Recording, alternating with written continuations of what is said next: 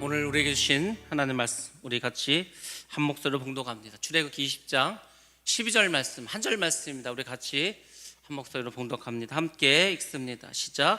내 부모를 공경하라. 그리하면 내 하나님 여호와가 내게 준 땅에서 내 생명이 길리라. 아멘. 오늘도 우리 본말송에서 출애굽기 강의 38번째 말씀 드리겠습니다. 내 계명을 지키는 자에게는 천대까지 은혜를 베푸느니라. 5번째 십계명 말씀 드리도록 하겠습니다. 오늘 비도 많이 오고 내일까지 비가 온다고 하는데 또 가을비가 굉장히 많이 오고 있습니다. 여러분들 면역에 좀 신경 쓰시고, 저도 이렇게 비도 많이 오고 하다 보니까 피곤한 것 같습니다. 여러분들도 피곤한 몸을 이끄시고 오늘 이렇게 또 수요예배 참석하셨는데 하나님께서 여러분들 다 만져주시고 치유해 주셔서 여러분들 육신의 강건함을, 또 마음의 평안함을 내려주실 줄로 믿습니다. 오늘 십계명 이제 5번째 계명인데, 제가 십계명을 이번에 강의하면서 그런 생각을 해봤습니다. 이 십계명에서 하나님이 우리에게 좀 구체적으로 주시는 말씀이 뭘까 한번 곰곰이 생각해봤습니다. 우리가 1계명부터 4계명까지 쭉 이렇게 십계명을 강해 드렸는데, 그 1계명부터 4계명까지를 다 종합해봐서 한마디로 보면 뭘까를 생각해봤더니 예배더라고. 예배. 그러니까 우리가 하나님과의 관계는 예배가 가장 중요하더라고요. 그래서 1계명부터 4계명 결국은 하나님과 우리의 관계 속에서 예배에 대한 계명이 아닐까, 이런 생각을 해봤습니다. 오늘부터 이제 5계명을 하는데 5계명부터 10계명입니다. 우리가 잘 아는 것처럼 이제 사람과의 관계인데, 그러면은 또 5계명부터 10계명까지의 그 계명의 가장 핵심적이고 한마디로 이것을 정의하면은 무엇이 될까 한번 생각해 봤더니 그것은 질서였습니다. 질서.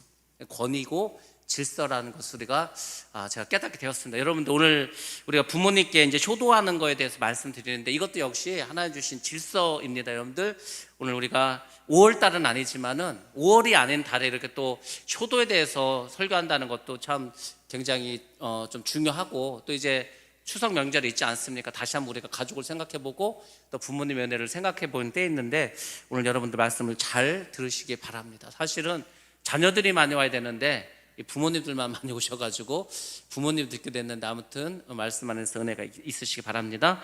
하나님께서 십계명 주실 때 내 자녀를 사랑하라, 이런 것은 주지 않았습니다. 십계명에 없습니다. 왜 그러겠습니까?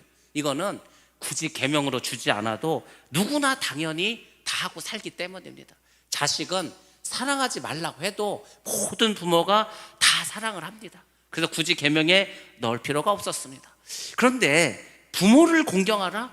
이것은 그렇지 않은 경우도 많이 있다는 겁니다. 그래서 하나님께서 특별히 십계명으로 주셨고 계명을 주셨다는 것은 꼭 지키라는 의미를 가지고 있습니다. 왜냐하면 부모님은 우리에게 육신의 생명을 주신 분이지 않습니까?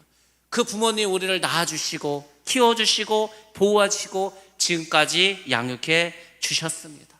그래서 하나님께서 가정이라고 하는 아주 소중하고 중요한 천국을 사실 우리에게 주셨습니다. 그래서 사실 하나님은 이 가정을 통해서, 가족을 통해서 하나님의 나라를 사실은 보여주시려고 했습니다. 그런데 아담이 죄를 짓고 말았습니다. 범죄하고 말았습니다. 아담이 범죄했다는 것은 하나님께서 처음 계획했던 모든 것들이 다 틀어졌다는 겁니다. 그러니까 가정에서 부모와 자녀의 사랑도, 부부간의 사랑도, 부모와 자식 간의, 또 형제 간의 이런 모든 사람들, 모든 인간적인 관계 질서들이 다 깨지고 말았다는 겁니다. 결국은 인간이 하나님의 뜻을 저버리고 가정을 파괴하고 말았다는 겁니다. 부모와 자녀 관계가 다 깨져버렸다는 겁니다. 특별히 오늘날에 굉장히 심해졌습니다. 이것이 사회 문제가 되었습니다. 사실 지금 학생들이 학교에서 선생님 힘들게 하고 학부모 힘들게 한다 그래서 문제가 되고 있지만, 그 이전에 벌써 가정에서 파괴가 이미 왔습니다. 그렇기 때문에 이런 문제가 계속해서 벌어지는 겁니다. 자, PPT를 한번 준비해 주시고, 제가 여러 번 말씀드렸지만은 그 앨리스 베일리라고 하는 글을 쓰는 사람이 있었습니다. 이 사람이 누구냐면 사단을 섬기는 사람입니다. 우리가 하나님을 섬기는 것처럼 이 사람은 사탄을 섬기는 사람입니다. 근데 이 사람이 기도를 하다가 사탄이 나타났어. 그래서 10가지 계명을 줍니다. 우리 하나님 우리에게 10계명 줬듯이 이 사탄도 이 여자에게, 이 여자가 사실은 영매입니다. 무당 같은 존재라는 거죠. 이 사람에게 이제 10가지 계명을 줬는데 첫 번째 계명이 이것입니다. 자, PPT 한번 보여주시기 바랍니다. 자, 이 여인이 그 받아서 이제 저 여자죠, 가정과 교회와 국가를 붕괴하는 10가지 전략, 이 전략이 아주 효과적으로 지금 이루어져서 거의 우리 현실 속에 좀 나타나고 있습니다. 자, 1계명부터 한번 보겠습니다. 첫 번째가 뭐냐면 교육 시스템에서 하나님과 기도를 제거하라는 겁니다. 그러니까 우리가 학교에서 미국이나 유럽은 10계명을 배우고 주기도문을 배우고 식사할 때 기도를 하고 했었습니다. 근데 그러한 것을 없애버렸습니다. 그리고 학생들에게 진화론을 가르치고 학생 인권 조례를 강조하면서 계속해서 학생들의 인권을 강조하다 보니까 부모님도 내 뜻에 맞지 않으면 어떻게 하라는 겁니까? 그냥 신고하라는 거죠. 선생님도 신고하고. 그래서 두 번째 계명이 뭐냐면 아동들에 대한 부모의 권위를 축소하라는 겁니다. 그러니까 부모님은 아이를 그냥 낳고 그냥 보호만 하라는 거예요. 교육하고 아이들의 인성을 하는 것은 전부 다 이 세상 교육이 하겠다는 거예요. 근데 그 학생들을 가르치는 세상 교육이 뭐냐면 학생 인권 조례입니다. 인권이란 말이 들어서 좋은 말인지 하지만 절대 그렇지 않습니다. 저 학생 인권 조례는 이 아이들에게 칼을 쥐어주는 칼, 아이들이 뭐가 좀 가치관이 형성되지 않았는데 그 아이들에게 칼을 쥐어주다 보니까 얘들이 마구 휘둘러서 이런 문제가 지금 벌어진 것입니다. 세 번째가 뭐냐면 이것입니다. 자, 다음 번 보시면은 기독교적 가정 구조를 파괴하라는 겁니다. 그러니까 유럽 사회나 미국 사회는 기독교적인 가정 구조이지 않았습니까? 근데 이게 파괴됐습니다. 뭘로 인해서? 동성애로 인해서. 지금 미국에서 오바마가 대통령을 했을 때 벌써 꽤 오래되지 않았습니까? 트럼프 전에 오바마였으니까 오바마 때 미국의 모든 주에 이 동성애를 통과시켰습니다. 그래서 실제로 지금 미국 안에는 동성 부부가 굉장히 많습니다. 그 동성 부부의 자녀들이 학교를 다니고 있습니다. 학교를 다니고 있어. 그래서 걔네들은 엄마 아빠가 아니고 이 부모란에 제1부모, 제2부모 이렇게 합니다. 남편 아내 그런 관계가 아니라니까. 그래서 이것이 너무 지금 만연해 버렸습니다. 동성애로 인해서 가정 구조가 완전히 깨져버리고 그리고 마약이 만연하고 있고. 그래서 어떻게 됩니까? 이런 식으로 학교와 가정에서 이제 아이들이 선생님과 부모의 어떤 보호와 그분들의 인도하고 하는 모든 권리를 다 법적으로 무너뜨려 봤습니다. 왜냐하면 10번째가 각국 정부가 이 내용을 법제화하게 하라, 법으로 만들어 놨기 때문에 지금 문제가 되는 겁니다. 지금 선생님들이 왜 자살을 하고 왜 지금 국회에 가서 데모를 합니까? 법이 잘못됐다는 법, 그 법을 바꾸라는 거예요. 아니 뭐 말만 하면은 아이들을 학대했다는 거예요. 그냥 툭 치기만 해도 이렇게 톡톡 어깨만 두들겨도 때렸다는 거예요. 뭐 그러니 어떻게 지금 뭐 할 수 있는 방법이 아무것도 없지 않습니까? 법으로 해놨기 때문에. 이런 식으로 지금 사탄 마귀는 부모와 자녀 또 학생과 교사의 모든 권위들 이런 것들을 다 무너뜨리고 있고, 그래서 세상이 지금 혼란스러워져 가고 있습니다. 그렇지만 아무리 세상이 변해도 자녀는 부모를 공경해야 합니다. 우리가 하나님을 뭐라고 합니까? 아버지라고 하지 않습니까? 우리가 하나님 아버지를 부모로서 공경하듯이 육신의 부모님도 육신의 아버지도 그렇게 공경하라는 겁니다. 그래서 부모님의 그 말씀을 주님 안에서 순종하라고 말씀해주고 있습니다. 여러분들이 이것을 잘 기억하시고 살아가셔야 됩니다. 자, 우리가 부모님을 공경하고 순종하면 하나님께서 어떻게 해주신다고 그랬습니까? 하나님께서 복을 주신다고. 그 복은 건강의 복과 장수의 복을 포함하고 있습니다. 그래서 부모를 공경하는 사람에게는 또 하나님께서 어떤 것을 주셨냐면 다른 사람과도 바른 관계를 형성할 수 있도록 해주셨습니다. 부모의 관계가 원만하게 이렇게 형성된 사람은 세상에 나와서 사회에 나와서 또 학교에서 다른 사람과의 관계도 올바르게 할 수가 있습니다. 그만큼 중요한 겁니다. 그래서 성경에서는 부모 공경은 절대적인 거라고 보고 부모를 욕하는 자와 부모를 치는 자는 반드시 죽이라고 그렇게 이 말씀하셨습니다. 그러니까 부모를 하여튼 학대한다든지 부모를 괴롭힌 자는 죽이고 부모를 잘 섬기고 부모를 잘 순종한 자에게는 복을 주시겠다, 이것이 하나님의 약속이셨습니다. 자, 우리 5계명을 신명기에서 주신 말씀을 한번 보겠습니다. 신명기 5장 16절 말씀을 같이 한번 보겠습니다. 시작. 너는 내 하나님 여호와께서 명령한 대로 내 부모를 공경하라. 그리하면 내 하나님 여호와가 내게 준 땅에서 내 생명이 길고 복을 누리리라. 아멘. 아멘. 예, 이 말씀 여러분들 잘 기억하시기 바랍니다. 자, 하나님께서 5계명을 주신 의도는 아까 말씀드린 것처럼 권위와 질서에 관한 것을 세우시기 위하셨습니다. 위함이었습니다. 우리 사람들은 필연적으로 하나님과의 관계를 맺고 살아갑니다. 예수 믿는 우리 모두는 하나님과의 관계를 통해서 살아가고 있습니다. 또한 우리는 다른 사람과의 관계를 가지고 살아가고 있습니다. 그런데 이 사람과의 관계에서는 우리가 어떤 형태든지 권위와 질서가 따릅니다. 뭐 하나님과의 관계에서는 그거는 의문의 여지가 없지 않습니까? 왜냐하면 하나님은 당연히 권위를 가지시는 분이고 우리는 피조물이니까 그분을 따라야 된다. 여기에 대해서는 누가 이유를 달지 않습니다. 근데 사람들과의 관계 속에서도 마찬가지입니다. 반드시 이 세상은, 이 사회는 그 다른 사람과의 관계에서 권위와 질서를 따라야 된다. 권위와 질서 속에 속하지 않은 사람은 아무도 없습니다. 저기 요즘 프로 중에 나는 자연인이다 이런 거 있지 않습니까? 혼자서 저 깊은 산속에 가서 혼자 그냥 농사 짓고 살아. 그 사람은 다른 사람과의 관계가 맺어지지 않았으니까 그 사람은 그렇게 살아도 됩니다. 근데 우리가 이 세상에서, 이 사회 속에서 존재하고 살아간다는 것은 반드시 다른 사람과의 관계가 있고 그 관계는 질서와 권위가 있어야 된다는 겁니다. 그래서 가정에서도, 사회에서도, 교회와 국가에서도 모든 곳에서 이러한 질서가 잘 유지되어야 그 사회가, 그 나라가, 그 교회가, 그 모든 것이 건강하게 유지될 수가 있습니다. 사람은 처음에 태어나서 제일 먼저 부모님과의 관계를 맺습니다. 그래서 그 심리학에서도 그 이론에 보면은 에릭 에릭슨의 이론을 보면 가장 중요한 인간의 욕구 중에 가장 중요한, 가장 밑에 있는 게 뭐냐면 안정돼 불안입니다. 그러니까 내가 태어났어, 갓난 애기야. 근데 의식은 있어. 근데 내가 마음이 편해, 안정감을 느껴. 그러면 그 사람 성격은 굉장히 편안하고 여유 있게 그렇게 살아갑니다. 근데 어렸을 때, 내가 태어났을 때, 아니면 내가 자라나면서 부모님과의 관계 속에서 그런 안정감을 얻지 못하면 반드시 그 사람은 다른 인간관계 속에서 문제가 생기게 됩니다. 그만큼 부모와 자녀가의 이 관계는 굉장히 중요하고 이 사람의 성격을 형성하는 데도 아주 기초적인 역할을 합니다. 성격을 형성하는데 그 어린 시절이 굉장히 중요하다는 겁니다. 그때 성격의 형성이 잘못되면은 대부분 애정결핍에 빠지게 됩니다. 대부분의 경우는 애정결핍이 문제가 됩니다. 그러니까 어렸을 때 충분한 사랑을 받아야 돼요, 부모님을 통해서.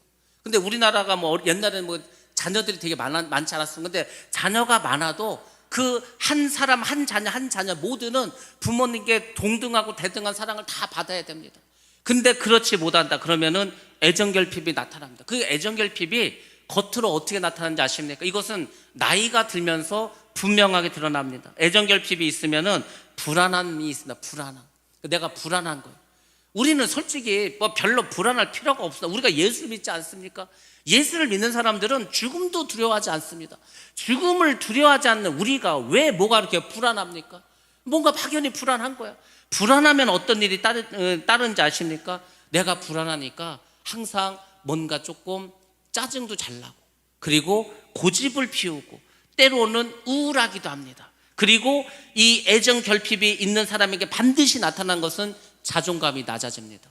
자존감이 낮아지니까 자꾸 우울해지는 거예요. 자꾸 불안한 거예요.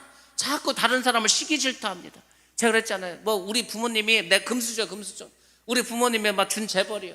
그냥 집에 어릴 때부터 아주 유복하게 자랐어. 그러면요, 나이 먹어서 학교 생활해도 누가 이렇게 사랑을 받아도 별로 신경 안 씁니다. 나도 충분히 받을 거 받았는데 다른 사람이 사랑을 받던 시기 질투 이런 거 안 합니다. 불안해하지도 않습니다. 여유가 넘칩니다. 항상 그렇습니다. 저도 이렇게 어렸을 때 친구들 보면은 굉장히 여유 있는 친구들이 있어. 굉장히 여유가 있어. 그냥 걱정도 안 해. 늘 그냥 긍정적이고 그냥 아무 걱정 없이 살아갑니다. 그런 아이들을 보면은 엄마가 이 아이를 키울 때 굉장히 안정적으로 키웠어. 그러니까 늘 편안한 거야. 편안한 거니까 마실 것도 없고, 그러니까 자존감도 높습니다. 우리 모두는 그 교회에서 다 배우지 않았습니까? 말씀에서 우리는 하나님의 자녀고 거룩한 백성이고 왕 같은 제사장이고, 아무리 얘기를 해줘도 나는 그냥 애정 결핍이야. 나는 그래서 뭔가 부족해. 나는 자존감이 낮아. 그래서 불안해. 그러니까 또 우울해. 여기서 벗어나지 못하는 거예요. 여러분들, 우리가 예수를 믿는다는 것은 다른 게 아닙니다. 하나님이 우리의 아버지가 되시지 않습니까? 그럼 내가 혹시라도 내가 자라나면서 내가 성장하면서 부모의 사랑을 충분히 받지 못했어. 내가 애정 결핍이 있어. 그러면은 아버지 하나님이 주시는 사랑으로 그 부족한 사랑을 메꾸시기 바랍니다. 아버지가 하나님이라면서 그 아버지 하나님은 우리와 함께 하지 않습니까? 육신의 부모님은 벌써 돌아가시고 안 계신 분들이 많습니다. 육신의 부모님은 내가 초등학교만 가더라도 벌써 물리적으로 멀어집니다. 결혼을 해서도 멀어지고 내가 어른 돼서도 멀어지고. 근데 아버지 하나님은 지금도 함께 하지 않습니까? 내 죽음의 순간도 함께 하지 않습니까? 그런 아버지 하나님, 영원하신 그렇게 전지전능하신 아버지가 있는데 뭐 그렇게 불안하시고 뭐 그렇게 애정 결핍입니까? 하나님이 우리를 사랑한다고 하지 않습니까? 그러니까 여러분들 정말 하나님의 사랑을 여러분 깨달으시고, 아직까지도 애정 결핍이 있어서 불안하고 뭔가 자존감이 낮고 고집을 피우고 우울한 성격이 나에게 있다, 그러신 분들은 오늘부로 해서 하나님이 나의 아버지라는 것을 분명하고 확실하게 깨달으셔서 여러분들 충만하신 하나님의 사랑으로 모든 이런 안 좋은 감정들을 이기시기를 주의로 축복합니다. 이게 굉장히 중요합니다. 그러니까 우리나라 사람들이 굉장히 이런 게 약해. 제가 미국 사람들 뭐 많이는 안 만나봤지만은 그 사람들을 보면은요 굉장히 여유가 있어. 굉장히 여유도 있고 그냥 뭐 편안하게 생각하고 쉽게 하고 뭐 자존감이 굉장히 높더라고. 자존감이. 그 미국 문화는 내가 장애가 있어도 굉장히 자존감이 높아. 왜? 사람들이 내가 장애가 있으면은 막 떠받들어줘. 막 그냥 잘해주는 정도가 아니고 어디를 가도 막 박수를 쳐주고 환영을 해주고 나를 떠받들어줘. 그러니까 내 몸은 불편한데 사람들이 막 나를 떠받들어 주니까 막 그냥 자랑스럽게 여길 정도로 그런 문화가 미국 문화지 않습니까? 근데 우리나라는 장애가 있으면은 그냥 막 찍어 눌러. 막 어디 막 숨기려 그래. 감추려 그래. 그러니까 그렇게 차이가 있는 겁니다. 불교를 믿었던 문화와 기독교를 믿는 그 문화는 이렇게 차이가 나는 겁니다. 그러니까 여러분들 우리가 하나님을 이렇게 열심히 믿는데 아버지라고 그렇게 부르짖는데 여러분들이 빨리 여기서 벗어나셔야 됩니다. 그래야 다른 사람과의 인간관계가 잘 해결이 되는 거예요. 나 이상하다. 내가 이렇게 기도도 많이 하고 말씀도 많이 했는데 왜 자꾸 인간관계에서 문제가 생기고 어려움 생기지? 여기에 걸려있기 때문입니다. 애정결핍. 하나님은 나를 그렇게 사랑한다고, 죽기까지 사랑하신다고 했는데 우리 육신의 부모가 나를 위해서 죽으신 분이 얼마나 있습니까? 하나님은 그렇게 하셨잖아요. 근데 뭐가 아직도 그렇게 뭐 부족하다고 생각하십니까? 여러분들이 이 하나님의 사랑으로 모든 애정 결핍을 다 해결하셔야 됩니다. 부모 공경에 대해서 성경에서 주시는 말씀들이 몇 가지 있습니다. 성경에서 왜 부모님을 공경하라고 하는지, 부모 공경을 어떻게 하라는 건지 여러 가지 말씀을 통해 주셨는데 오늘 몇 가지 말씀드리도록 하겠습니다. 첫 번째는 부모 공경은 엄숙한 하나님의 명령이기 때문에 우리가 지켜야 됩니다. 제가 처음부터 말씀드렸죠. 자녀를 사랑하라는 건 명령으로 주시지 않았습니다. 근데 부모를 공경하라는 것은 명령으로 주셨습니다. 그러니까 반드시 지켜야 된다는 겁니다. 부모를 공경하라는 것은 우리 부모님들이 준 계명도 아니고 모세가 준 것도 아니고 하나님의 명령입니다. 그래서 이것을 지키지 않으면 죄가 된다는 것을 꼭 기억하셔야 됩니다. 죄. 우리나라가 얼마나 효도를 강조한 문화입니까? 그래서 불효자는 정말 죄인 취급했습니다. 뭐 지금은 그렇지도 않지만, 근데 성경에서도 마찬가지입니다. 하나님의 명령이기 때문에 부모를 공경하지 않는 것은 죄라고 이미 말씀해 주셨습니다. 부모님을 귀히 여기지 않고 없인 여기면은 그것은 큰 죄라고 말씀해 주고 있습니다. 왜 그러면 성경은 부모님을 불순종하는 것을 큰 죄로 다루고 있습니까? 첫 번째는 부모를 공경하지 않는 것은 불순종하는 거고 그것은 하나님의 명령을 거스리는 것이기 때문입니다. 하나님의 말씀에 순종하지 않았기 때문에 부모에게 불순종하는 것을 죄로 본다는 겁니다. 두 번째로는 하나님의 권위와 부모의 권위를 동일 선상에 두셨다는 겁니다.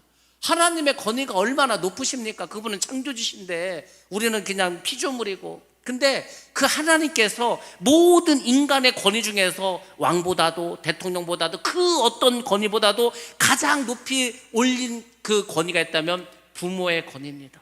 그 부모의 권위는 하나님과 같은 위치에 두셨다는 겁니다. 그래서 부모의 권위는 하나님께서 세워주신 거고 그 권위에 도전하는 것은 바로 하나님께 도전하는 것으로 보았습니다. 그래서 성경은 부모님께 불순종하면 뭐라고 한자시면 죽이라고 했습니다. 죽이라고.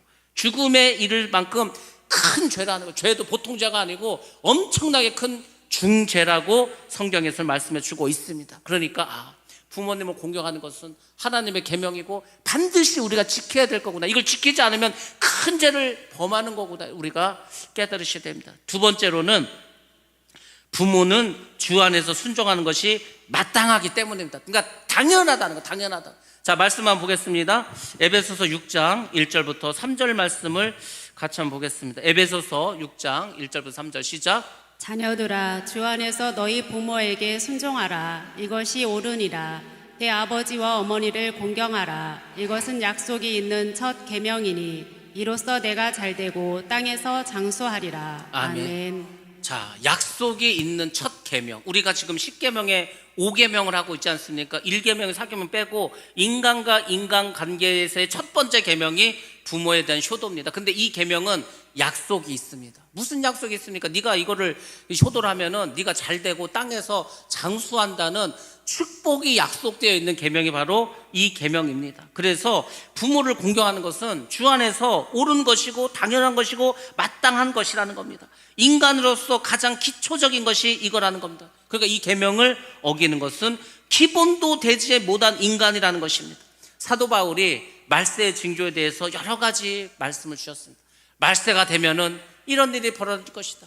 말세가 되면 사람들이 이렇게 악해질 거다고 말하면서 말은 여러 가지 말했는데 그 중에 하나가 뭐냐면 부모를 사람들이 공경하지 않는다는 겁니다. 뭐 사랑이 식어지고 돈을 사랑하고 교만하고 이렇게 하다가 부모를 공경하지 않는 것이 만연해질 것이라고 얘기했습니다. 오늘날 우리 사회에서 부모를 존귀히 여기지 않는 게 너무나 많아졌습니다. 오히려 부모를 공경하지 않는 게 당연한 것처럼 돼버리지 않았어요? 당연한 것처럼. 지금 뭐 우리나라뿐만이 아니고 중국도 마찬가지예요. 중국도 아이를 하나만 낳지 않았습니까? 인구가 너무 많어. 그래서 이제 중국의 정책이 뭐냐면 한 가정에서 아이를 하나만 낳으라는 거예요. 그래서 이제 어떤 문제가 생겼냐면 한 아이만 낳아야 되는데 애를 계속 낳았어. 그러면 둘째, 셋째는 어떻게 합니까? 등록을 못하는 거예요. 출생신고를 하지 못하는 거예요. 출생신고를. 막 그런 문제도 생겼습니다. 그러다가 이제 이게 한 20, 30년 흘러니까 또 어떤 문제가 생긴지 아십니까? 중국의 인구가 줄기 시작했습니다. 자녀는 하나밖에 낳지 않고 이제 세월이 지나니까 계속해서 이제 노인들은 죽어가고 중국도 인구가 줄기 시작했습니다. 그래서 세계에서 인구가 가장 많은 나라는 중국이 아닙니다. 제가 태어나서 지금까지 살아오면서 항상 인구 1위는 중국이었습니다. 근데 그게 올해부로 바뀌었습니다. 어디가 1위가 됐습니까? 인도가 1위가 됐습니다. 인도가. 아니 그렇게 인구가 많다고 자랑하고 아주 그냥 사람이 뭐 차고 넘치고 밟히는 게 사람이라고 했던 그 중국도 하나만 낳자고 하다 보니까 인구가 이렇게 줄기 시작하지 않습니까? 근데 그 중국에서도 거기도 유교 문화고 어차피 유교가 중국에서 나오지 않았습니까? 효를 강조하던 문화였는데 아이들 하나만 낳다 보니까 중국도 굉장히 많은 이 부모와 자녀 간의 문제가 생겼습니다. 애들이 막 게임을 하는데 엄마 못하게 했더니 막 엄마를 막 두들겨 패기도 하고 죽이는 경우도 많습니다. 우리나라도 마찬가지. 우리나라도 게임하지 말라고 그 했던 엄마를 말렸더니 막 칼로 찔러 죽이는 일들이 이게 방송에 다 안 나서지 계속해서 일어나고 있습니다. 그러니까 얘네들이 이게 감이 안 오는 거예요. 옛날에는 보통 애를 3명, 4명, 5명, 6명 이렇게 낳다 보니까 물론 자식을 사랑했죠. 그렇지만은 집에서도 많이 애들 때렸습니다. 빗자루로도 때리고 뭐 많이 때리지 않았어요. 학교 가서도 뭐 하여튼 뭐 말 안 들면은 무지 팼습니다. 그게 잘했다는 건 아닌데 너무 무식하게 팼어 그때는. 근데 지금처럼 아예 말도 못하고 때리는 건 고사하고 뭐 아예 혼내지도 못하고 이런 사회가 되면은요 그 사회는 더 악한 세대가 됩니다. 그러니까 이런 걸 볼 때에도 지금 우리가 살아가는 이 세상이 뭔가 지금 비정상적인 사회라는 것을 우리가 알게 됩니다. 사단이 사람들의 마음을 잡아버렸어. 누구의 마음을? 자녀들의 마음을 다 잡아버렸습니다. 그러니까 아이들이 부모 말도 안 듣고 선생님 말도 안 듣고 어떤 건의에도 순종하지 않습니다. 교회 와서도 마찬가지고 그냥 자기가 그냥 주인이고 자기 인생의 주인이고 자기 멋대로 살아가려고 하는 것이 오늘날 아이들의 뜻입니다. 근데 그것은 하나님 뜻이 아닙니다. 하나님은 건의를 만들었다니까요. 질서를 만들었어. 그래서 모두가 이 건의와 질서를 따르라는 겁니다. 그게 뭐 로마서에서도 그렇고 여러 군데에서 너희들이 세상의 권위자들을 따르라고 까지 다 하나님께서 말씀 주셨는데도 지금 세상은 그렇지 않습니다. 근데 가장 중요하고 꼭 따라야 될 그 부모에게도 지금 부모의 뜻을 자녀들이 따르지 않는 불순종하는 세대이기 때문에 그래서 우리가 오늘날을 말세라고 보는 겁니다. 성경은 부모를 순종하는 것에서 끝나는 것이 아닙니다. 부모의 말씀에 순종하고 거기서 더 나아가서 어떻게 하라겠습니까? 부모를 공경하는 것은 주님을 하나님을 기쁘시게 하는 일이라고까지 했습니다. 우리가 하나님을 기쁘시게 하는 일이 많이 있습니다. 예배를 드리고 찬양을 하고 뭐 주님께 우리가 뭐 할 수 있는 최선을 다하지 않습니까? 근데 그 여러 가지 중에서 하나님께서 우리를 통해서 기뻐하시는 일이 있다면 부모를 공경할 때입니다. 자, 한번 말씀 보겠습니다. 골로새서 3장 20절 말씀 같이 한번 보겠습니다. 골로새서 3장 20절 시작. 자녀들아 모든 일에 부모에게 순종하라. 이는 주 안에서 기쁘게 하는 것이니라. 아멘. 아멘. 주 안에서 기쁘게 하는 거라고. 그러니까 모든 일에 부모에게 순종하라. 물론 부모님께 순종할 만한 그런 좋은 부모님도 있고 그렇지 않은 경우도 있겠죠. 그렇지만은 부모님께 순종하라는 것은 하나님 주신 계명이라는 걸 여러분이 가지고 살아가야 됩니다. 이것이 신앙생활의 기초가 되는 것입니다. 세 번째로는 오직 부모님만을 위한 계명이 아니라 사실 이 다섯 번째 계명은 모든 권위 질서에 대한 하나님의 계명이기 때문에 우리가 지켜야 합니다. 그리고 우리가 제가 이 십계명하면서 계속 웨스트민스터 그 신앙 고백에 대해서 말씀드렸는데 그 소율의 문답을 이제 제가 오늘 한번 샘플로 한번 보여드리도록 하겠습니다. 그 소율의 문답 제 63번과 66번까지가 5계명에 관한 겁니다. 자, PPT 한번 보여주시고 같이 한번 보겠습니다. 자, 5계명에 대한 게 이제 문제, 그러니까 63번째 이제 질문이고 답이 있습니다. 자, 문제를 먼저 함께 읽겠습니다. 시작. 제5계명이 무엇인가? 예, 이렇게 이제 질문을 합니다. 그러면은 제5계명은 무엇입니다고 답을 하지 않는데 저 답을 외웠다고 옛날 사람들이 다.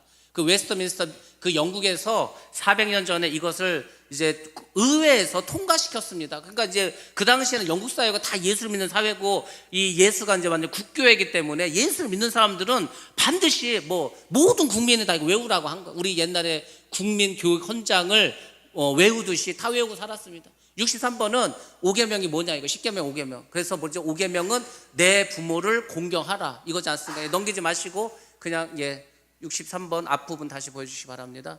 그러면서 뭐라 하겠습니까? 너희 하나님이 준 땅에서 내가 오래 살리라 하신 것이라. 그러니까 우리가 이것을 다 이 우리 삶 속에서 암송을 하면서 완전히 명심을 하고 머릿속에 가지고 살아야 되는. 근데 오늘날 우리는 이런 것도 안 합니다. 안 하다 보니까 이런 게 있는지도 모르고 있는 줄도 모르니까 그냥 살아가고. 그래서 제가 이 소율의 문답을 우리 전체적으로 성경 공부를 한번 할 때 1번부터 해갖고 한번 쭉 배워야 되지 않을까. 물론 다 우리가 아는 건데 아는 거지만 반드시 이 정도는 최소한 우리가 지키고 살자는 겁니다. 자, 64번 보겠습니다. 64번 다음 장 보시겠습니다. 시작.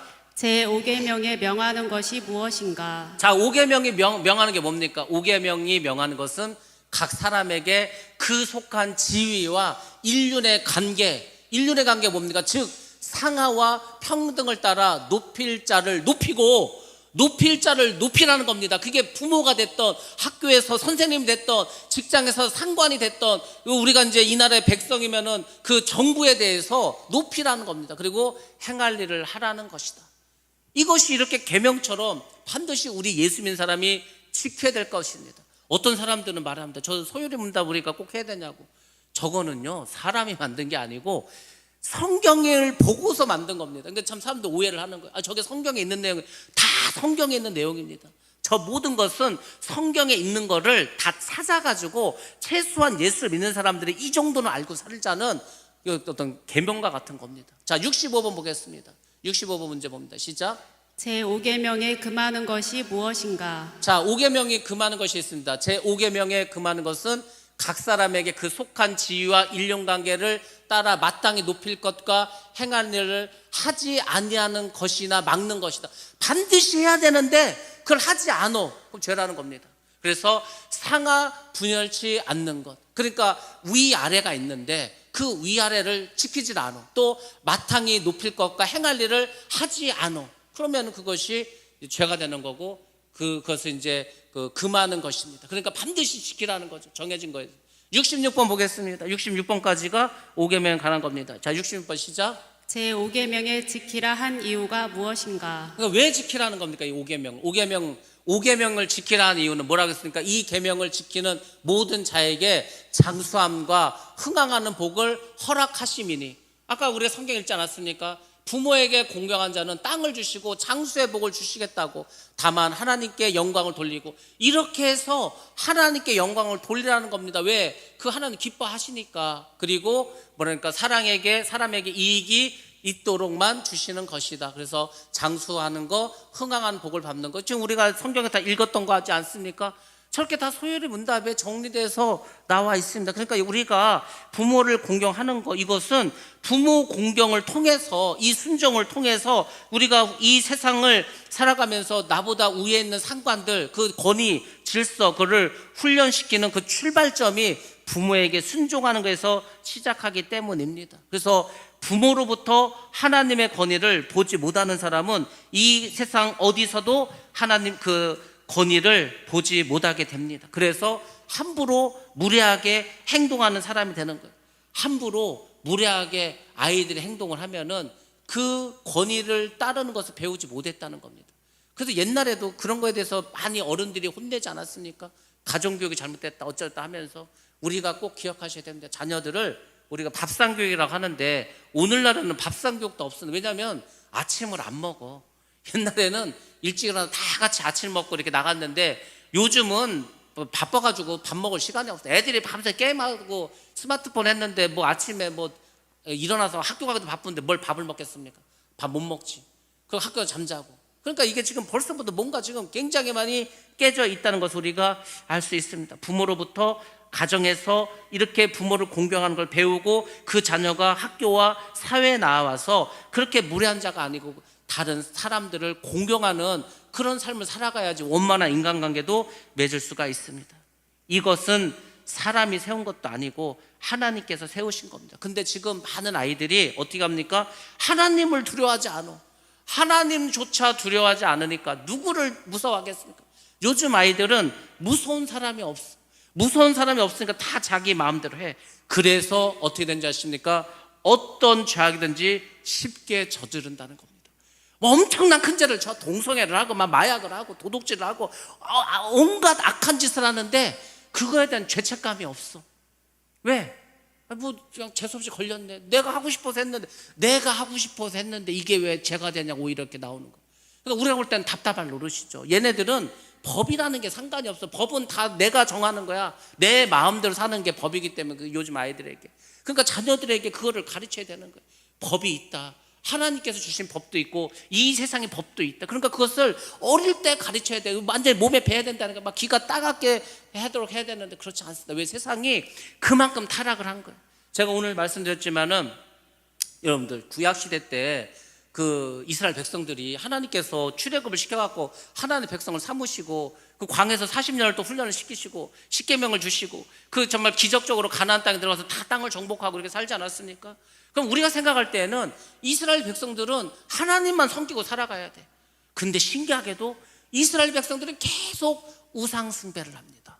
그 참 이상하지 않습니까? 아니 이상하게 하나님만 섬기면 하나님이 모든 걸 다 해주시는데 하나님께서는 그렇게 축복도 주시고 모든 그 복이 하나님께 있는데 왜 하나님을 섬기지 않고 그렇게 우상 숭배에 빠질까? 그 이유가 뭐라겠습니까? 이유가 사람들이 생각할 때 하나님이 자기들이 원하는 걸 안 주는 거예요. 자기들이 원하는 거, 인간이 원하는 게 뭔지 아십니까? 육체의 쾌락과 돈과 권력과 뭐 이런 것들입니다. 근데 하나님은 거룩하게 살으라는 거예요. 거룩하게. 이 계명대로 살으라는 거예요. 그러니까 막 하나님은 왜 우리가 하고 싶지 않은 건 이렇게 지키라고 하고 우리가 원하는 건 하나도 안 주실까? 막 이런 딜레마에 빠졌어. 근데 가나안 땅에 갔더니 바알 신이 있는 거예요.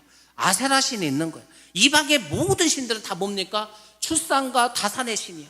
그러니까 출산과 다산의 신의 특징이 뭡니까? 그냥 쾌락이야, 쾌락. 그냥 뭐 풍요야, 풍요와 다산. 그러니까 이방의 모든 신들은 인간이 원하는 걸 다 해주는 거야. 돈도 주고 쾌락도 주고 인간적인 모든 음란한 것들이 죄가 아니야.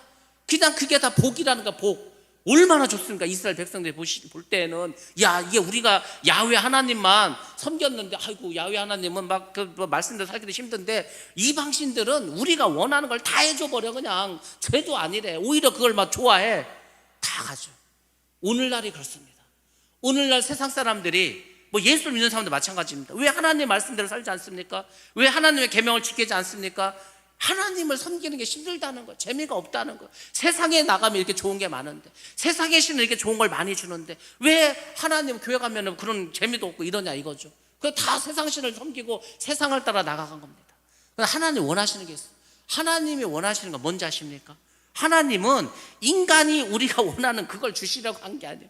하나님께서 우리를 창조하시고 하나님께서 그 이스라엘 백성들 가나안 가서 살게 하시고 우리를 구원하기 위해서 예수를 보내주시고 그분을 죽게 하시고 부활하게 하셔서 우리로 하나님의 백성을 삼아주신 그 하나님 뜻이 뭔지 아십니까? 하나님 뜻은 딱 하나입니다. 하나님께 영광이에요. 하나님 영광. 하나님 그분은 영광을 받으시기 원하시는 겁니다. 근데 우리는 하나님께 영광은 관심이 없어. 우리의 어떤 창조 목적이 하나님께 영광 돌리기 위해서 창조를 받은 겁니다. 우리를 예수 그리스도를 죽게 하셔서 예수를 믿게 해서 하늘나라 백성을 삼아주신 하나님의 뜻은 뭐냐면 그 예수를 믿는 우리가 구원받은 우리가 하나님께 영광 돌리기를 원하셔서 그런 겁니다. 근데 거긴 관심이 없어. 하나님 뜻은 거기에 있는데. 그러니까 이게 안 맞는 거야. 여러분의 인생의 삶의 어떤 가치관을 하나님께 영광 돌리기 위해서 사십니까? 제가 그 얘기 여러 번 했습니다. 전에 제가 오늘 갑자기 그 생각 드는 거예요. 야, 내가 남은 생애가 얼마가 남지 모르지만은 정말 내가 그동안 내 마음대로 살고 내 뜻대로 살고 세상 나도 죄만 짓고 살았는데 내 남은 인생을 정말 하나님이 기뻐하시는 일을 하면 얼마나 좋을까? 하나님께 막 영광 돌리고 싶은, 영광 돌리면 얼마나 좋을까? 막 그게 막 간절하게 느껴질 때가 있어요. 지금도 마찬가지입니다. 지금도 하나님께서 우리에게 원하시는 게 다른 게 아니고 너희가 나에게 영광을 돌리고 싶은 마음이 막 우러나오기를 원하는 거예요. 그 사람을 하나님이 복 주십니다. 그 사람은 하나님께 구하는 것들 모든 것을 다 이루어 주십니다.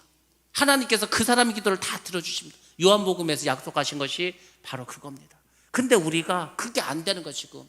하나님께 영광이 아니라니까요. 그냥 일단은 내가 건강하고 내가 잘 먹고 내가 잘 살고 내가 행복하게 살고 그건 다 이방적인 거라니까요. 다 기복적이라는 거예요. 그러니까 우리의 믿음이 바로 세워지고 정말 우리가 하나님 뜻이 무엇인가 알고 정말 우리가 하나님을 공경한다면 정말 이 부모님께 공경한다 이 계명을 지키려면 하나님이 원하신 게 무엇인지를 알아야 된다는 거예요. 우리가 이제 효도라는 걸 말할 때 그런 얘기 많이 하지 않습니까? 야, 우리가 효도를 해야 되는데 뭐가 효도일까? 그냥 고기 사드리면 되죠. 고기 사드리고 해외여행 보내주고 이러면 효도라고 생각합니다. 근데 여러분들 여기는 굉장히 큰 문제가 있습니다. 뭔지 아십니까? 효도는 부모님의 입장에서 생각을 해야 되는 게 효도예요. 아니지 이빨도 없어가지고 틀니 끼고 있는데 갈비를 사다 주면 몸에 씹지를 못하는데 해외여행 지금 몸이 피곤해갖고 국내 여행도 못하는데 비행기 타고 그 고생 그 여행이 아니고 고생입니다. 그러니까 부모님께 효도를 한다면서 다 자기들 입장에서 하는 거예요. 자기 입장에서. 그 노인학을 전공하는 교수가 한 번은 이제 노인 변장을 해요. 노인. 그래가지고 막 완전히 가가지고 막 분장을 하고 변장을 하고 옷도 노인 옷을 입고 가발을 쓰고 이렇게 나가서 한번 노인 행사를 한번 해봤습니다. 근데 이 사람이 내린 결론이 뭔지 아십니까? 자기는 노인학 교수야. 노인에 대해서는 전문가야. 박사야. 노인에 대해서는 내가 모르는 게 없다고 생각했어. 근데 자기가 노인이 되어서 하루를 살아봤더니 엄청 비참한 거예요. 야, 이게 이론으로 되는 게 아니구나. 정말 내가 노인이 돼 보니까 이런 일이 일어나고 저도요. 참 말씀드리기 죄송하지만은 예전에는 전혀 신경도 안 썼던 곳이 아파. 여기 왜 아프지? 그 이상해서 이제 병원에 물어보는데 이거 왜 아파요? 했더니 의사가 웃으면서 그러는데 나이 들어서 그래요. 그게 답이에요. 예? 나이 들어서 그렇다고. 뭐 다른 이유가 없어. 제가 젊었을 때 뭐 이게 잇몸에서 자꾸 왜 잇몸이 사라지고 자꾸 이가 드러나지? 생각을 못 했는데 어느 순간 거울 보니까 자꾸 잇몸이 자꾸 줄어드는 것 같아. 그래서 의사한테 갔더니 왜 자꾸 잇몸이 줄어져? 이도 열심히 닦는데 그랬더니 나이 먹어서 잇몸이 줄어든다는 거예요. 참나. 어깨도 아프고 자꾸 이렇게 가랭이도 아프고. 그래서 갔더니 왜 그래요? 고관절이 나이를 먹어서 이제 삐그덕 한다는 거. 왜 할 얘기가 없어 제가. 그냥 그럼 어떻게 해야 되니까 더 나빠지지 않도록 하라는 거예요. 그러니까 우리가 노인이 되기 전 그러니까 제가 그 생각 이게 내가 아파 보지 않고 내가 노인이 돼 보지 않고 내가 혼자 살아보지 않고서는 그 사람의 마음을 절대 이해할 수가 없는 겁니다. 어떤 분은 그러죠. 혼자 살면 편하지 않냐고 뭐 이것저것 신경 쓸 것도 없고 텔레비 보면 되고 유튜브 보면 되고 요즘 아이들은 자기는 혼자 있고 싶다는 거예요. 가족들 다 여행 가고 자기는 혼자 집에서 24시간 게임만 하고 스마트폰만 있으면 좋겠다고. 애들 얘기입니다. 애들. 여러분들 혼자 있으면요 이 혼자 있는 외로움은 답이 없어. 뭘로 해결이 안 돼. 누가 사람이 있어야 해결되는 겁니다. 이걸 어떻게 하냐고. 그걸 경험해보지 않은 사람들 아무나 떠들면 뭐해? 노인학 교수가 아무리 노인에 대해서 박사라 하더라도 자기가 노인이 돼보니까 너무 불편하고 사람들이 자기를 바라보는 시선이 이상하게 느껴진다는 거야. 내가 젊었을 때는 뭐 나가서 돌아다니는데 누가 쳐다보기를 합니까? 관심을 갖습니다. 근데 내가 노인이 되니까 사람들이 나를 불쌍하게 쳐다보는 것 같다는 거야. 아, 이게 노인이 된다는 게 이런 거구나. 그래서 막 노인 체험도 해보고 장애 체험도 하고 막 해보지 않습니까? 그런 겁니다. 우리가 그 사람의 자리에 그 사람의 입장에 서보지 않고서는 어떤 것도 말할 수가 없습니다. 그러니까 우리가 하나님의 입장에 서보지 않고서 하나님은 우리에게 원하시는 게 내가 너희들로 하여금 영광 받기를 원한다. 그 영광 받기 원하는 구체적인 게 예배를 받으시고 찬양을 받으시는 거 아닙니까? 근데 거기에는 관심이 없고 우리는 자꾸 세상 것을 달라고 하는 거야. 그러니까 이스라엘 백성들이 계속 우상을 섬기듯이 오늘날의 성도들이 다 그냥 우상 섬기듯이 세상 것만 관심이 있는 겁니다. 여러분들, 하나님이 누구 데리고 천국에 살겠습니까? 제가 말씀드렸죠. 하나님이 너무 인간들에게 그동안 속았어. 그냥 처음부터 계속 아담과 하와에게도 속았고 이스라엘 백성들에게도 속았고, 그래서 하나님께서는 이제는 믿음이 있는 사람들만 데리고 하늘나라에서 사시겠다는 거 아닙니까? 하나님의 나라에서. 그 천국이지 않습니까? 그 천국에 가는 사람은 하나님의 그 마음을 알아야 돼. 하나님께서 야 너희들 내가 안 보인다고 맨날 뭐라고 하지. 그러니까 내가 너희들에게 부모를 줄게. 육신의 부모를 나라고 생각해. 하나님을 생각하고 섬겨. 그거 아닙니까? 야 너희들이 눈에 보이는 부모도 섬기지 않으면서 눈에 보이지 않는 나를 섬긴다고 하나님이 콧방귀 뀌십니다. 하나님이 보시는 거예요. 하나님께서 아이고 뭐 이렇게 하나님 영광을 받으시려고 그래. 그건 신이니까 그렇죠. 우리는 신이 아니니까 모르지 않습니까? 하나님께서는 예수님, 저는 그걸 어디서 깨달았냐면은 우리가 요한복음 지금 영어로 이제 하고 있지 않습니까? 월요일날. 근데 예수님께서 계속 그 얘기를 하는 거예요. 하나님께서 아버지께서 영광을 받게 하시고 해서 아버지께서 이렇게 하면 영광을 받으신다고. 뭘 이렇게 자꾸 이렇게 얘기할까?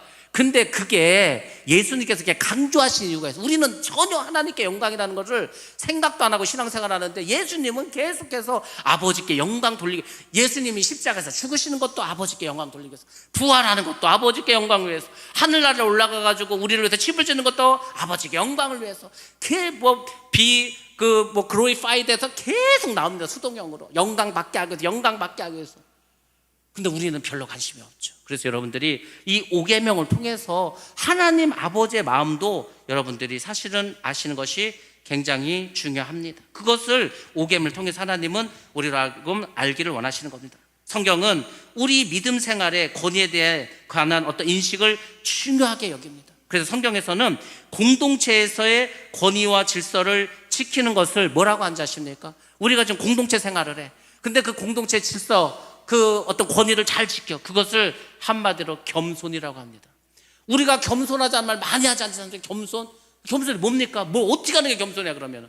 다른 게 아니고 그 권위, 공동체 안에 있는 그 권위와 질서를 지키는 것이 겸손이라는 겁니다. 그러니까 가정에서는 아내가 남편에게 그 권위를 존중해. 그것이 바로 겸손이라는 겁니다. 자녀는 부모에게, 동생은 형에게 순복하는 것, 그게 겸손이라는 겁니다. 교회 안에서는 성도들이 영적인 지도자들에게 어떻게 하는 겁니까? 그 권위를 지켜. 그것이 바로 겸손이라는 겁니다. 이 사회와 이 나라에서 일꾼들이 주인에게, 또 국민은 정부에 순복하는 것, 그게 겸손이라는 겁니다. 뭐 다른 게 아니고 그게 겸손입니다. 그래서 성경은 어떤 사람의 믿음이 정말 진실한지, 아니면 정말 그 사람의 믿음의 깊이가 있는지 그것을 평가할 때 그 사람이 이 세상의 권위와 질서를 얼마나 잘 따르는가, 이걸로 평가하겠다는 겁니다. 그게 겸손이기 때문에 여러분들, 우리가 아무리 자기가 믿음이 있다고 하더라도 하나님께서 정해주신 그 권위의 질서를 따르지 않으면 그 사람은 믿음이 없는 사람입니다. 하나님이 정하신 걸 안 하는데 뭘 어떻게 해야지 뭘로 믿음이 있다고 우리가 할 수가 있겠습니까? 우리가 마태복음 8장에 보면 백부장 이야기가 나옵니다. 그 예수님께서 가버나움에 계실 때 이 로마의 백부장이 옵니다. 그리고 이렇게 얘기하죠.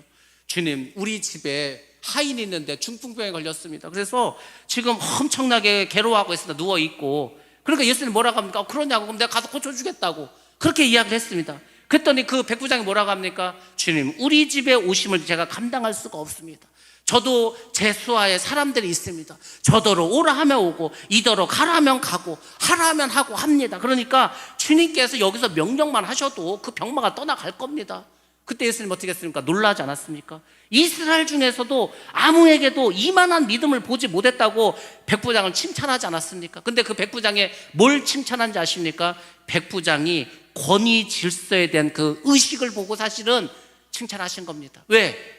백부장은 알았어. 예수님이 가장 높으신 분이라는 걸 알아. 그러니까 어떤 귀신도 예수님의 권위에 떠나갈 거라는 것을 알고 믿었다는 겁니다. 뭐 굳이 오실 필요도 없어. 여기서 하셔도 나을 수 있다. 그런 믿음이 있었다는 겁니다. 교회에는 목사가 있고 장로가 있습니다. 우리가 복종해야 하는 것입니다. 뭐 다른 이유로 복종하라는 게 아니고 하나님이 그렇게 만들었기 때문에 복종하라는 겁니다. 히브리서 말씀 보겠습니다. 13장 17절 말씀 봅니다. 히브리서 13장 17절 말씀. 시작. 너희를 인도하는 자들에게 순종하고 복종하라. 그들은 너희 영혼을 위하여 경성하기를 자신들이 청산할 자인 것 같이 하느니라. 그들로 하여금 즐거움으로 이것을 하게 하고 근심으로 하게 하지 말라. 그렇지 않으면 너희에게 유익이 없느니라. 아멘. 너희를 인도하는 자들이 누구입니까? 영적인 그 지도자들이지 않습니까? 순종하라는 거죠. 복종하라는 거죠. 너희의 영혼을 위해서 경청하기를. 그러니까 주의 종, 교회의 어떤 중직들, 여러분들을 위해서 기도하고 여러분들이 신앙생활 잘할 수 있도록 도와주고 뭐 하지 않습니까? 그러니까 그분들을 어떻게 하는가 즐거워해 할 수 있도록, 근심하지 않게 하도록. 그러니까 여러분들이 부모, 이 자녀된 입장에서 부모님에게 걱정을 끼치지 않는 것도 큰 효도지 않습니까? 그럼 성도된 여러분들이, 저나 우리 장로님들이 여러분을 때문에 걱정하지 않도록 하는 것도 크게 잘하는 겁니다. 뭘 잘하라는 게 아니고 그냥 근심 걱정만 어깨만 해주셔도 여러분들은 잘하시는 겁니다. 그런 것들을 여러분들이 깨달으셔야 됩니다.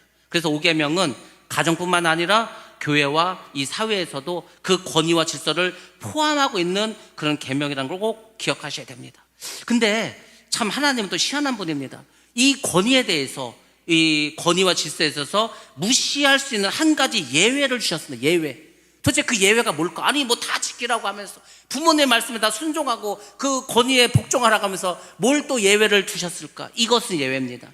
그것이 그들의 권위가 하나님의 권위를 위배할 때에는 권위자가 하나님의 명령에 위배하는 것이 있다. 하나님의 명령을, 내가 이 사람 말을 들으면 하나님의 뜻을 저버려야 된다. 그런 요구와 명령은 순종하지 않아도 된다는 겁니다.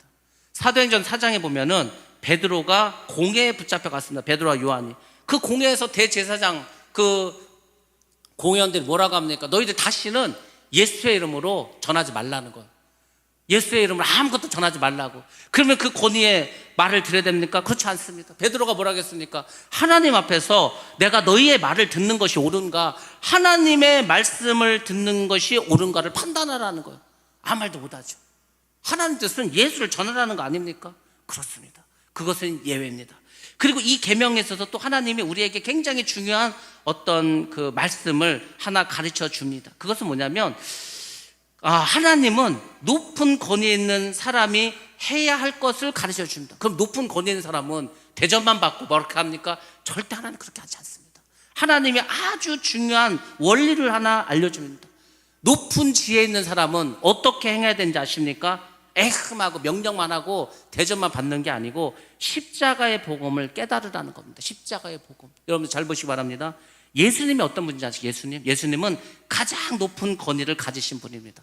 아니 예수님보다 높은 권위를 가진 사람이 세상에 어디 있어요? 예수님은 하나님이신데, 근데 그 예수님 어떻게 하시는지 잘 보시기 바랍니다. 가장 낮은 곳으로 오셨습니다. 인간의 몸으로 오셨죠. 가난한 목수의 아들로 태어나셨죠. 가장 비천한 곳으로 오셨습니다. 그리고 그분은 어떻게 죽으셨습니까? 아주 중죄인, 아주 죄인 중에서도 사악한 그 죄인을 죽는 십자가에서 죽지 않았습니까? 그 죽으심도 아주 낮은 곳에서 섬기는 모습으로 그분은 죽음을 당하셨습니다. 그분의 권위는 무력이나 강요로 한 것이 아닙니다. 예수님의 권위는 무엇을 하시냐 아십니까? 그분의 희생과 사랑으로 하셨다는 겁니다. 이것이 복음이 담고 있는 영적인 권위와 질서입니다. 그러니까 높은 자리에 있다고 밑에 사람들 막 혼내고 뭐라고 하고 이게 아니라 예수님을 보라는, 예수님 어떻게 하셨나? 예수님이 그 모든 권위를 다 내려놓으시고 사랑과 희생을 베푸지 않았습니까? 그러므로 남편이 아내를 자꾸 뭐 시키려고 하지 말고 그 남편은 아내를 자기 몸같이 사랑하고 희생하라는 겁니다. 부모는 자녀를 위해서 희생하고 사랑하라는 겁니다. 영적인 지도자들은 성도들을 위해서 기도하고 그들이 신앙생활을 잘 할 수 있도록 더 살뜰히 보살펴 줘야 한다는 겁니다. 그래서 이 제5계명은 복음 안에서 희생과 사랑으로 권위를 행사해야 하고, 그리고 순종과 존경을 다 나타낼 수 있도록 보여주시는 계명이 바로 5계명이라는 겁니다. 단순히 부모에게 순종하라 이런 차원이 아니고, 이 세상에 있는 모든 권위에 순종을 하되 그 순종을 하는 사람이나 아니면 그 권위자나 사랑과 희생으로 하라는 겁니다. 하나님께서는 제5계명에서만 축복을 약속해 주셨다고 했습니다. 그래서 어떻게 했다고 했습니까? 너희 하나님 나 여호와가 내게 준 땅에서 내 생명이 길리라고 했습니다. 땅과 생명과 안전에 대해서 약속을 해 주셨습니다. 그 사람의 삶과 생명을 하나님께서 책임져 주신다는 겁니다. 그 권위에 순응한 자들에게. 여기서 이제 장수란 말이 있습니다. 우리는 장수가 오래 사는 것만 장수라고 생각합니다. 그렇지만 신약에서의 장수는 단순히 인간이 이 육적으로 오래 사는 것 이외에도 영적인 형통함을 말합니다.